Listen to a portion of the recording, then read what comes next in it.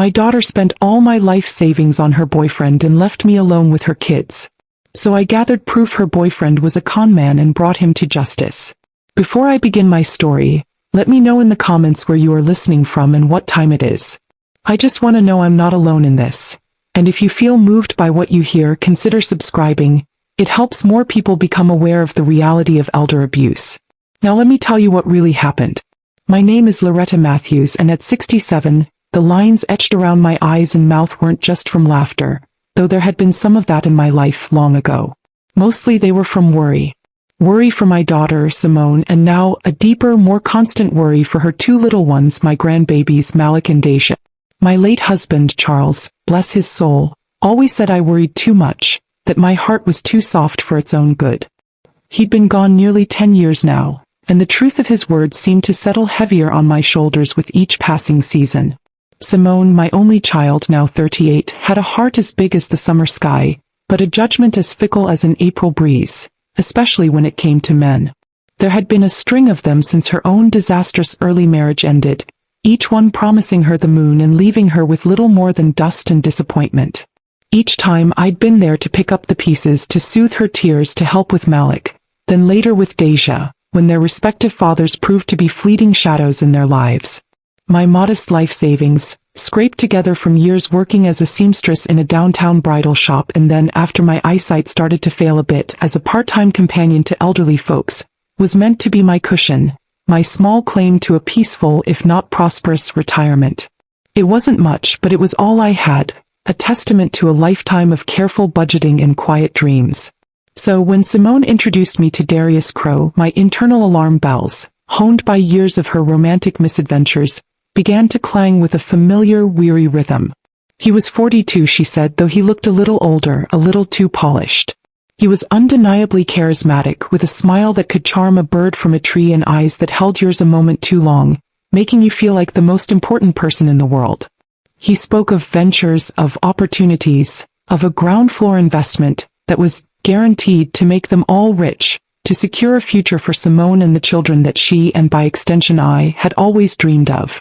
Simone was utterly besotted.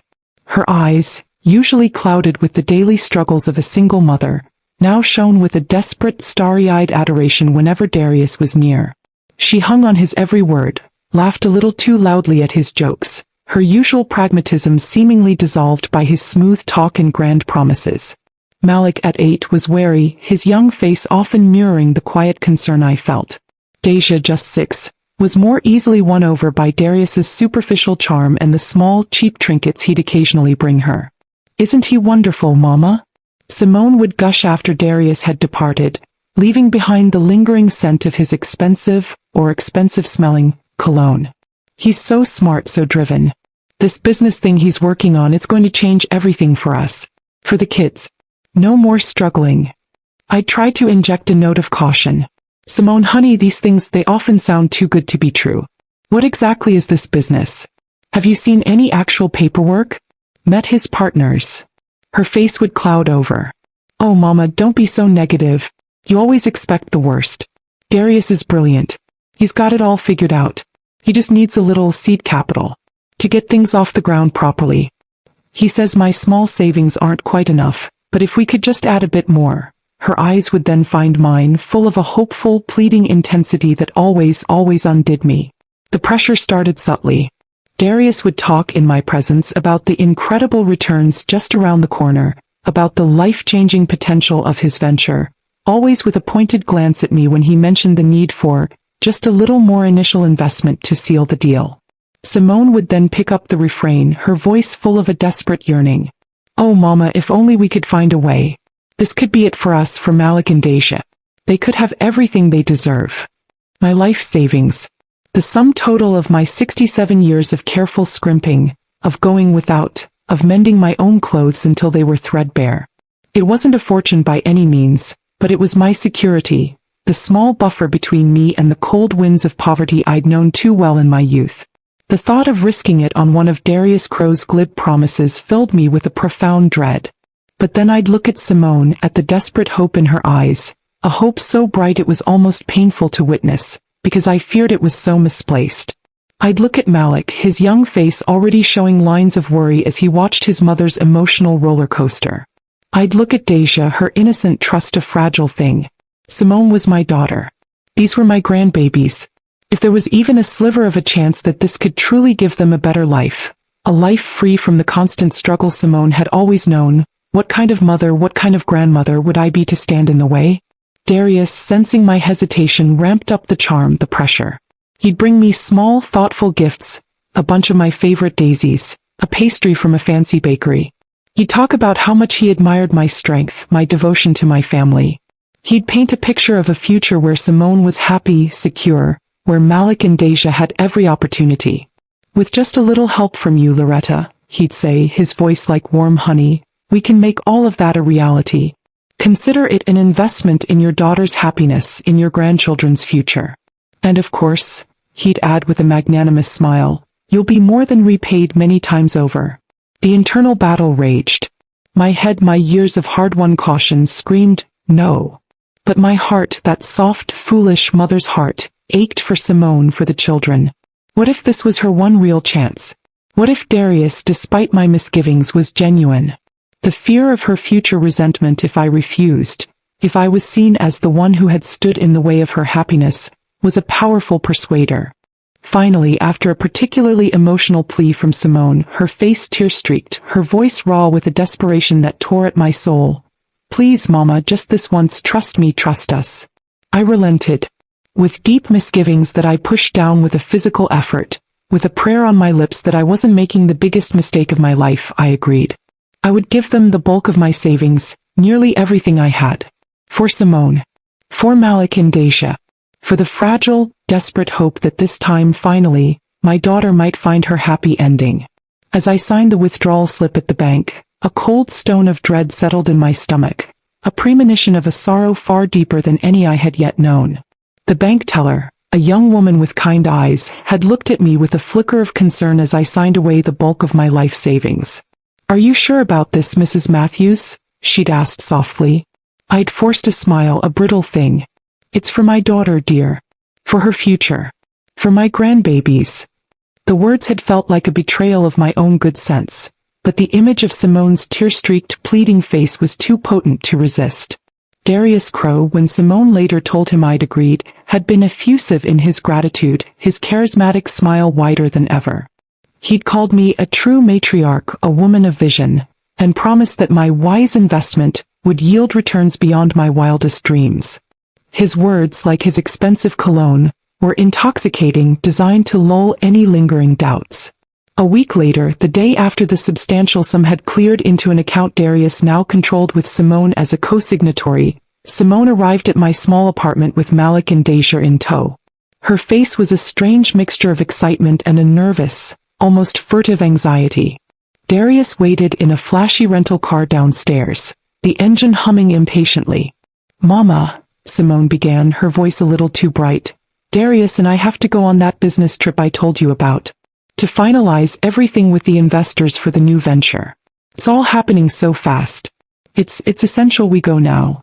Malik, my usually observant 8-year-old grandson, looked up at his mother, his brow furrowed. But you said we were going to the park today, Mommy. Deja, just 6, clutched her worn teddy bear, her lower lip beginning to tremble. Are you going away for long? No, sweeties, Simone said, kneeling to hug them, though her gaze kept flicking towards the window, towards Darius waiting below. Just a short trip. 10 days, maybe 2 weeks at the absolute most. To get everything signed and sealed. Then when we come back, everything will be different. We'll have that new house, Malik, the one with the big yard you wanted. And Deja, honey, all the pretty dresses you can imagine. She painted a quick, dazzling picture of their new life, her words tumbling out in a rush. She turned to me, her eyes pleading for understanding, for my complicity. Mama, you don't mind looking after them, do you? Just for a little while? So important. This is our big break. My heart, already heavy with the premonition that had settled in my stomach the day I signed that withdrawal slip, sank further. A business trip? So suddenly, leaving the children? Darius hadn't mentioned this part of the plan when he was so eloquently describing the life-changing potential of my investment. Simone, this is very abrupt, I said, trying to keep the tremor from my voice. Are you sure this is wise? Leaving the children just like that? It's unavoidable, Mama, she insisted, her voice rising with a hint of desperation. Darius says the timing is critical. These investors, they're very important people. We can't mess this up. She hugged Malik and Deja again, a quick, almost frantic embrace. Be good for Grandma, my babies. Mommy will be back before you know it, and then we'll have our new life. And then she was gone. A hurried kiss on my cheek, a whispered, "Thank you, Mama, you won't regret this," and she practically fled down the stairs, leaving me standing in my doorway with two bewildered, tearful children and a silence that felt suddenly vast and ominous. The first few days were a struggle, but a familiar one. I'd cared for Malik and Deja so often over the years, stepping in whenever Simone's latest relationship imploded or her finances hit rock bottom. We settled into a routine. School runs, simple meals, bedtime stories. Malik was quiet, withdrawn, his young face often clouded with a worry that mirrored my own. Deja cried for her mother every night, her small body racked with sobs that tore at my heart. I did my best to comfort them, to create a sense of normalcy, all the while a cold dread was coiling tighter and tighter around my own spirit. Simone's promised daily calls quickly dwindled. The first few days she'd phone in the evening, her voice bright but distant, full of vague talk about successful meetings and exciting developments. She never mentioned where exactly they were, only that it was out of state. Darius never came on the line. Then the calls became sporadic, then just short, hurried texts. Everything's great. Super busy. Love you all. 10 days passed. Then 2 weeks. The absolute most she'd promised. My calls to her phone now went straight to voicemail, her mailbox full. My texts went unanswered. The small amount of cash Simone had left me for the children's expenses was nearly gone. My own meager pension wouldn't stretch to cover 3 mouths, not for long. A knot of pure terror began to form in my stomach. I tried to tell myself there was a reasonable explanation. Maybe they were in a place with bad reception. Maybe the business deal was more complex than they'd anticipated. But the silence, the utter lack of communication felt chillingly deliberate. It was Malik who inadvertently confirmed my worst fears. He'd been playing on an old tablet I kept for him, one still logged into Simone's rarely used social media account. "Grandma," he said one afternoon, his voice small, "Mommy posted a picture." My heart leaped. "She did? When, honey?" "Yesterday," he said, showing me the screen. It wasn't a picture of a business meeting.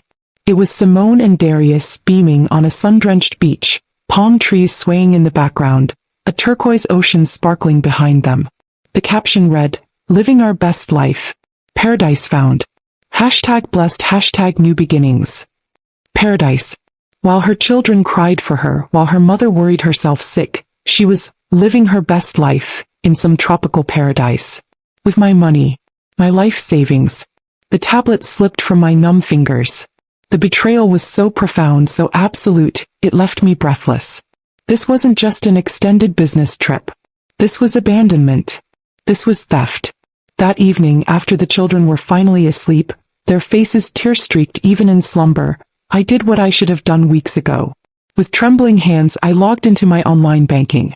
The account, the one that had held the sum total of my 67 years of careful saving, the buffer between me and destitution, was almost empty. A few $100s remained.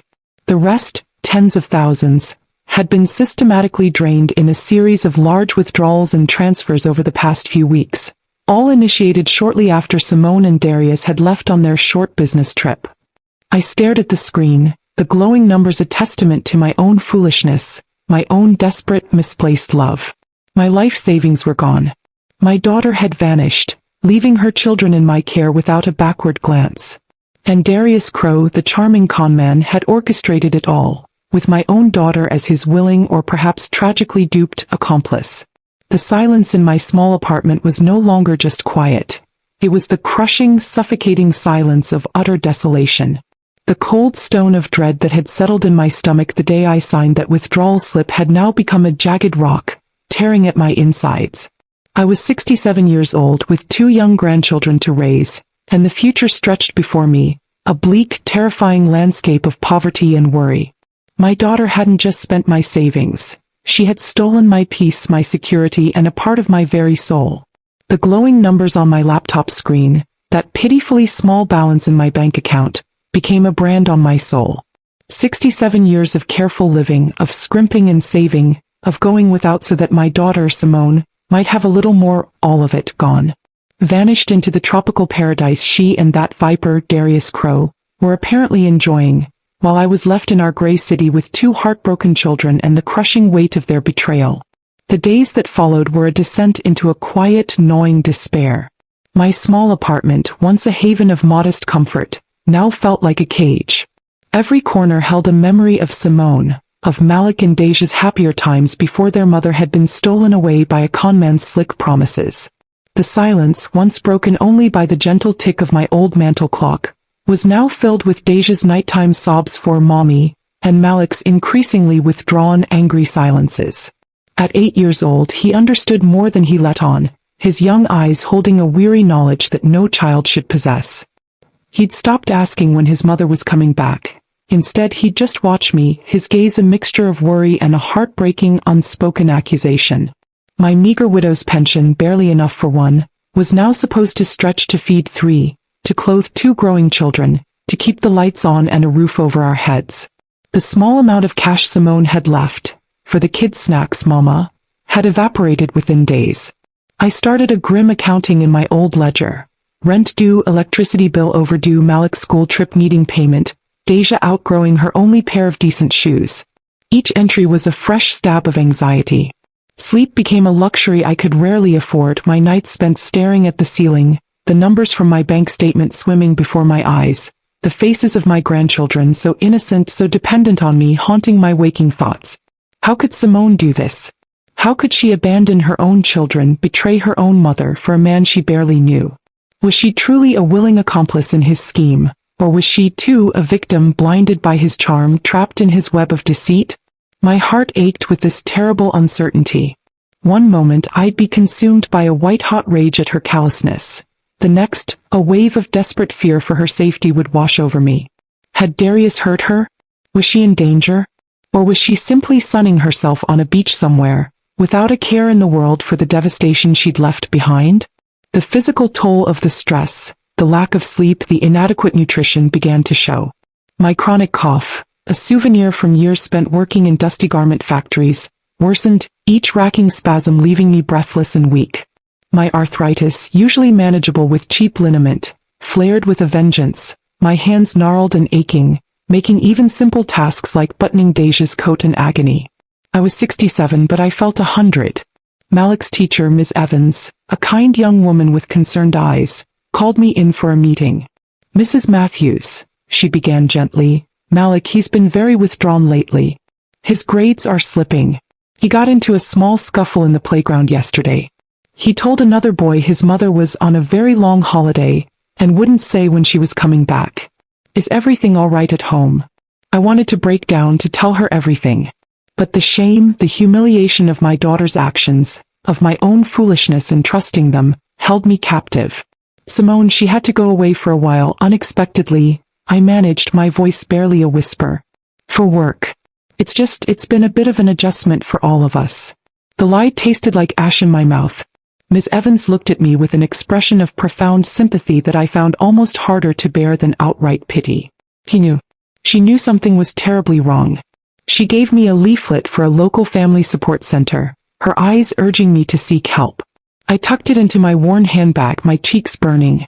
The days bled into one another, a monotonous cycle of scrimping, worrying, and trying to shield Malik and Deja from the worst of my despair. I'd skip meals so they could have more. I'd turn the heating down, huddling under old blankets, to save on the electricity bill. I started visiting the local food bank, the first time with a shame so profound I could barely meet the eyes of the kind volunteers. But the children needed to eat. My pride was a luxury I could no longer afford. The loneliness was a constant companion, a cold, unwelcome guest in my small apartment. My old friends, the ones I used to meet for coffee or a game of bingo, I now avoided. What could I tell them? How could I explain the sudden disappearance of my daughter, the arrival of my grandchildren, the shadows under my eyes, the way my hands trembled when I poured tea? The truth was too humiliating, too raw. Sometimes, looking at Malik and Deja, at their innocent faces, their complete dependence on me, A fierce, protective love would surge through me, momentarily eclipsing the despair. They were all I had left. They were the reason I had to keep going to find a way through this nightmare. But then Deja would ask, her small voice full of a heartbreaking hope, "Grandma, is Mommy coming home today?" And the fragile dam of my composure would crack all over again. I felt like I was drowning slowly, inexorably, in a sea of debt, worry, and a grief so profound it had no name. My daughter, the child I had loved more than life itself, had not just stolen my savings. She had stolen my future, my peace, my very sense of self. And Darius Crow, the architect of our ruin, was out there somewhere, likely preying on his next victim, while I, Loretta Matthews, was left to pick up the shattered pieces of 3 broken lives, with nothing but my failing health and a heart full of sorrow. The weight of it all felt unbearable. The leaflet Ms. Evans, Malik's kind teacher, had pressed into my hand felt like a lead weight in my worn handbag. Family Support Network. It read with a picture of smiling, anonymous faces. For days, it lay there, a silent accusation, a path I was too ashamed, too heartbroken to tread. How could I, Loretta Matthews, who had always prided herself on her independence, her ability to manage, admit to strangers that my own daughter had plundered my life savings, abandoned her children, and left me teetering on the brink of utter destitution? The shame was a physical thing, a tight band around my chest that made it hard to breathe, harder even than my worsening cough. My days continued in their bleak, relentless cycle. Scrimping for food, juggling overdue bills, trying to offer a brave face to Malik and Deja, whose innocent questions about their mother tore at my soul. "When is Mommy coming back from her work trip, Grandma?" Deja would ask, her lower lip trembling. I'd hug her tight, murmuring vague reassurances, the lie a bitter taste on my tongue. Malik, older and more perceptive, had stopped asking. He just watched me with his father's serious eyes, his silence a heavier burden than any question. His grades, Ms. Evans had gently informed me in a follow-up call, were still suffering, and he'd become even more withdrawn. The small scuffle had apparently been him lashing out at a boy who'd innocently asked why his mom didn't come to the school fair. The breaking point, when it came, wasn't a dramatic explosion, but a quiet, soul-crushing accumulation of small miseries. It was a Tuesday, I remember, a cold, drizzly November morning. The electricity bill, stark red and final, lay on the kitchen table. The food bank had only been able to give us a small bag of bruised apples and some day-old bread that week. Deja had woken with a fever, her small body hot and listless. I had no money for a doctor, no money for medicine beyond the children's aspirin I kept for emergencies. And as I tried to coax Deja to sip some watered-down juice, Malik stood in the doorway, his face pale, his voice flat. "My shoes have holes in them, Grandma," he said, pointing to the worn-out sneakers that were his only pair. "The kids at school are laughing." Something inside me, something I thought had already died, just gave way. It wasn't anger, not then. It was a despair so profound, so absolute it felt like drowning. I looked at my grandchildren, their innocent faces shadowed with a worry no child should ever know, their futures so terribly uncertain, all because of my daughter's folly and my own misplaced trust. I thought of Simone, my beautiful, lost Simone, and a wave of agonizing, helpless love washed over me. Was she safe? Was she also suffering? Or was she truly, as the beach photo suggested, living a life of careless bliss, oblivious to the wreckage she'd left behind? The weight of it all, the poverty, the shame, the fear for the children, the gnawing uncertainty about Simone, became unbearable. I sank onto a kitchen chair, the unpaid electricity bill crinkling under my trembling hand, and for the first time in front of the children I wept. Not quiet, dignified tears, but harsh, racking sobs that tore through my frail body, the sound of a heart finally, irrevocably breaking. Malik, my serious little man, came and put his small hand on my shoulder, his touch surprisingly firm. Deja, despite her fever, crawled into my lap, her small arms wrapping around my neck. "Don't cry, Grandma," she whispered, her own voice thick with tears. "Don't cry." Their innocent comfort, their unconditional love, was both a solace and a fresh stab of pain. It was for them. It had to be for them. My pride, my shame, my reluctance to expose Simone, none of it mattered anymore compared to their well-being, their future. Later that day, after Deja's fever had subsided a little with aspirin and cool cloths, I pulled out the leaflet Ms. Evans had given me. Family Support Network. My hands were still shaking, but my resolve was hardening. This wasn't just about me anymore. This was about Malik and Daisha. They deserved better than a grandmother slowly succumbing to despair and poverty. The next morning I bundled the children up, took the bus to the address on the leaflet, a small, unassuming building in a slightly better part of town. Walking through those doors was one of the hardest things I'd ever done. The waiting room was filled with other tired, worried faces. I felt exposed, a failure. But then I looked at Malik and Daisha, clinging to my hands, their eyes wide with a mixture of fear and trust, and I knew I couldn't turn back. A kind-faced woman named Mrs. Davies, a social worker, listened to my story. I told her everything, the words tumbling out in a rush of grief and shame: Simone, Darius, the stolen savings, the abandoned children, my failing health, my desperate fear for our future. I didn't spare myself, my own foolishness in trusting them. Mrs. Davies listened patiently, her expression compassionate, occasionally making gentle notes. She didn't judge. She didn't offer platitudes. When I finally finished, exhausted and raw, she reached across her desk and took my hand. "Loretta," she said, her voice warm, "you have been through an unimaginable ordeal. And you have been incredibly strong for Malik and Daisha. But you don't have to carry this burden alone anymore. We can help." She explained the resources available: emergency financial assistance, food vouchers, counseling for the children and for me. And then she mentioned legal aid. "What your daughter and this man Darius have done," she said, her voice firming, "is not just a family matter, Loretta. It's potential financial elder abuse, fraud, and child abandonment. There are legal avenues we can explore to try and recover some of your funds, to ensure Darius Crow is stopped from harming others, and to formalize your guardianship of Malik and Daisha, which will give you access to more support for them." The thought of legal action, of police, of courts, filled me with a fresh wave of dread. Simone, my daughter. Could I truly take steps that might lead to her facing criminal charges, even if Darius was the main architect of our ruin? The maternal instinct to protect, however undeserving she might be, was still a powerful force. I don't want to hurt Simone," I whispered, the conflict tearing at me. She's lost. Confused. He manipulated her. "I understand, Loretta," Mrs. Davies said gently. "And the legal process will aim to uncover the truth of everyone's involvement. But right now our priority is you and the children. Protecting your well-being, securing their future. Sometimes holding people accountable, even those we love, is the only way to stop them from causing further harm to themselves and to others. And it's the only way to start your own healing." Her words resonated, a painful truth I couldn't deny. My reluctance was still there, a heavy stone in my heart. But looking at the leaflet for the legal aid clinic she handed me, I knew this was a path I had to consider, not for revenge, not yet, but for survival. For Malik. For Daisha. For the faint, flickering hope that some measure of justice, some small reclamation of what had been stolen, might still be possible. The first, most painful step on that long road had been taken. The decision to walk into the legal aid clinic, the leaflet Mrs. Davies had given me clutched in my trembling hand, felt like stepping off a precipice into an unknown abyss.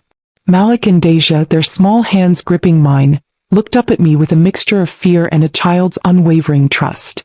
It was that trust, that innocent dependence, that propelled me forward, past the heavy oak door and into a small, cluttered office where a young lawyer named Mr. Alistair Finch listened to my story with a quiet, intense focus.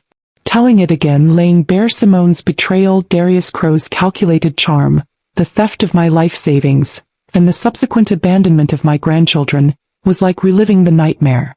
But Mr. Finch, unlike the bank tellers or the indifferent city officials I'd vaguely imagined, didn't just offer sympathy, he offered a plan. He explained in clear, simple terms the legal avenues we could pursue: a police report for fraud and financial elder abuse against Darius, and potentially Simone if evidence showed her active, knowing complicity beyond being merely duped. He also spoke of petitioning the court for formal guardianship of Malik and Daisha, which would give me legal standing to make decisions for them and access any support services they were entitled to. The thought of Simone facing criminal charges was a fresh stab of pain. "Mr. Finch," I pleaded, "my daughter, she was always so easily led. I truly believe this Darius, he twisted her mind. Isn't there a way to focus on him, to get him to pay for what he did without destroying Simone completely?" Mr. Finch was kind but firm. "Mrs. Matthews, we will present all the facts as we uncover them. The legal system will then determine the extent of everyone's culpability. Our primary goal right now is to stop Darius Crowe from harming anyone else, to try and recover what we can of your assets. Though I must be honest, that is often very difficult in these cases, and to secure the well-being of Malik and Deja. And so the slow, arduous process of unraveling Darius Crowe's deceit began. With my hesitant permission, Mr. Finch, working alongside a weary but determined police detective named Miller, started to dig. They traced the initial transfer of my savings, a complex web of shell accounts and quick withdrawals that painted a clear picture of a practiced conman. Darius Crowe, it turned out, was not his real name. He had a string of aliases, a history of similar scams in other states, preying on vulnerable women, often those with access to family money or modest nest eggs like mine. He was a ghost, a chameleon, expert at disappearing once he'd bled his victims dry. The children, meanwhile, were my constant, heartbreaking reality. Malik, my quiet, observant grandson, started having nightmares. Deja would wake up crying for her mother, her small body trembling. The family support network arranged for them to see a child psychologist, a gentlewoman named Dr. Evans, who also offered me quiet words of support during our brief interactions. The emergency financial assistance they provided was a godsend, keeping the lights on and food on our table, but it was a temporary fix, a band-aid on a gaping wound. My own health continued its slow decline under the relentless stress. My cough was a constant companion, my arthritis a fiery torment on cold mornings. Months crawled by. Detective Miller would call occasionally with frustratingly vague updates. They'd had a lead on Darius in Arizona, then another in Florida, but he always seemed to be one step ahead. The trail of my money, my life savings, had gone cold, likely funneled into untraceable offshore accounts or squandered on his fleeting pleasures. The hope of recovering any significant portion dwindled with each passing week. Then, nearly 6 months after Simone and Darius had vanished, Detective Miller called with news that made my heart stop. They had located Simone. Not with Darius, not living a life of tropical bliss as that cruel beach photograph had suggested. She had been found alone, destitute, in a women's shelter in a small, dusty town in Nevada, picked up for shoplifting a loaf of bread. Darius Crowe had abandoned her there weeks prior, taking the last of their cash and leaving her with nothing but the clothes on her back and a mountain of broken promises. The journey to Nevada, facilitated by a small grant from the Family Support Network and accompanied by Mrs. Davies, the kind social worker, was the longest of my life. What would I find? The daughter I remembered, or a stranger broken by a conman's cruelty? Would she be remorseful? Would she even want to see me, the mother she had so profoundly betrayed? We found Simone in a small, sterile room at the shelter. She was a shadow of her former self. Her eyes, once bright with that desperate infatuation for Darius, were dull, empty. She was thin, her clothes ragged, her spirit seemingly extinguished. When she saw me, she didn't rush into my arms with apologies. She just stared, a flicker of something, shame? Fear? Crossing her face before it settled back into a mask of weary apathy.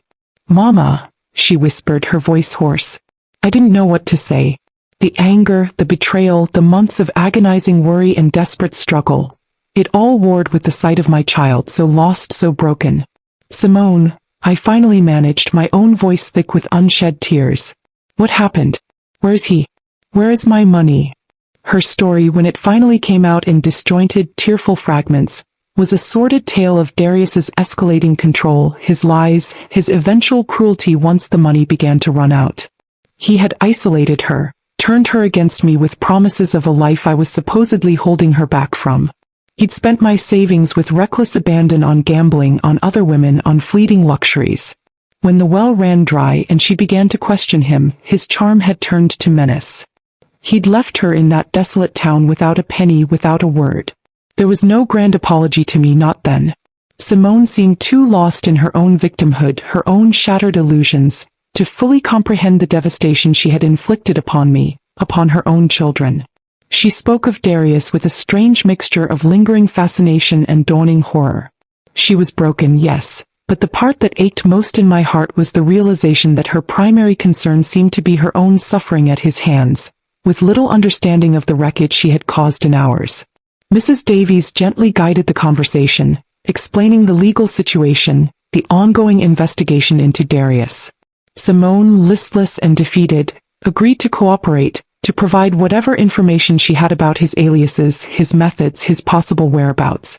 It was a small offering, perhaps born more of a desire for revenge against him than true remorse for what she'd done to me. Bringing Simone back to our city was a complicated, painful affair. There was no joyous reunion with Malik and Daisha. They were wary of this changed, subdued mother, and she seemed almost afraid of them, of the responsibility they represented. The path ahead for her, for all of us, was shrouded in uncertainty. Darius Crowe was still out there. My savings were gone. And my daughter, the one I had sacrificed everything for, was a shattered reflection of the woman I once knew, her complicity in my ruin a truth too painful to fully confront, yet too pervasive to ignore. The justice I had so desperately sought felt like a hollow word, a distant echo in the vast, quiet landscape of our shared sorrow. Bringing Simone back to our city, or what was left of our city for me, was a journey steeped in a quiet, aching sorrow. The daughter I had found in that dusty Nevada shelter was a ghost, her spirit extinguished, her eyes holding a vacant weariness that mirrored my own, though hers was born of folly and his of betrayal. There was no joyous reunion with Malik and Daisha. My grandchildren, who had cried themselves to sleep for months asking for their mother, now looked at this subdued, unfamiliar woman with a mixture of fear and wary curiosity. Simone, in turn, seemed almost afraid of them, of the bright, innocent energy they still possessed, of the responsibility they represented, a responsibility she had so carelessly discarded. She stayed with me in my cramped, subsidized apartment, a silent, brooding presence, offering little help with the children, seemingly lost in the wreckage of her own making. Mr. Finch, my legal aid lawyer, and Detective Miller pressed on with the case against Darius Crowe, or whatever his real name was. Simone, listless and defeated, provided what information she could. Descriptions, fragmented memories of his associates, cities he'd mentioned. It wasn't much, but combined with the meticulous work Detective Miller's team had already done tracing his financial spoor across state lines, it was enough. Months later, Darius Crowe was apprehended. Not in some glamorous, far-flung paradise, but in a cheap motel in a different state, already working his charm on another unsuspecting woman. The news, when Detective Miller called to tell me, brought not a surge of triumph, but a wave of profound weariness. He was caught. The man who had orchestrated the ruin of my life, the theft of my security, the corruption of my daughter, was finally facing justice.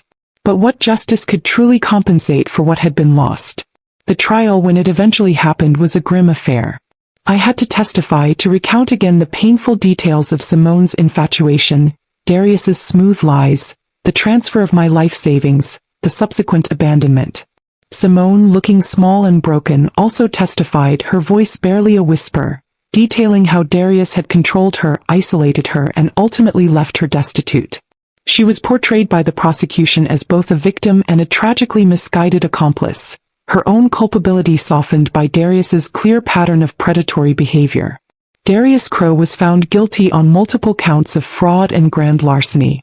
The judge, a stern-faced woman with eyes that seemed to see right through his last-minute attempts at feigned remorse, sentenced him to a lengthy prison term. A conman was off the streets. That, at least, was a small, hard piece of justice. But my money, my life savings? It was gone. Squandered. Funneled into untraceable accounts, spent on fleeting luxuries, on other women, on the ephemeral lifestyle of a practiced deceiver. The court ordered restitution, a meaningless gesture. Darius Crowe had nothing left to give but years of his life to the state.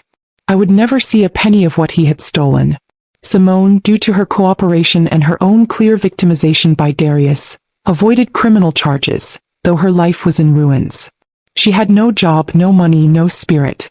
She lived with me and the children in my tiny apartment, a constant, silent reminder of our shared tragedy. The relationship between us was fractured, perhaps irreparably.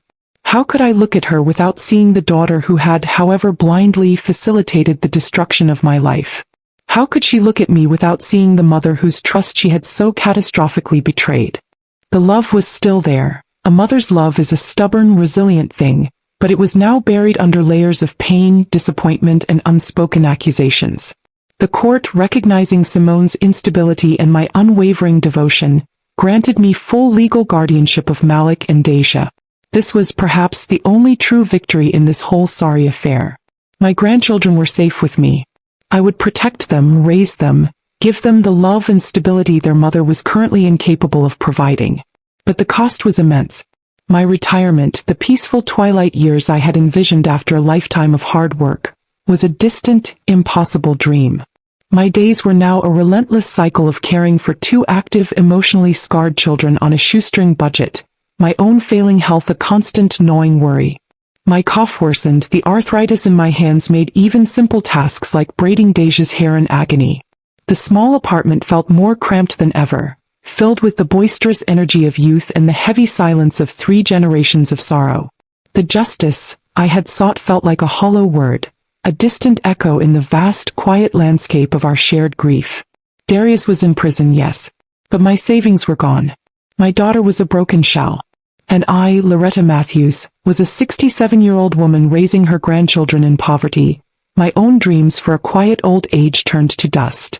Sometimes, late at night after Malik and Deja were finally asleep, their innocent faces peaceful in the dim glow of the nightlight, I would sit by the window and look out at the uncaring city.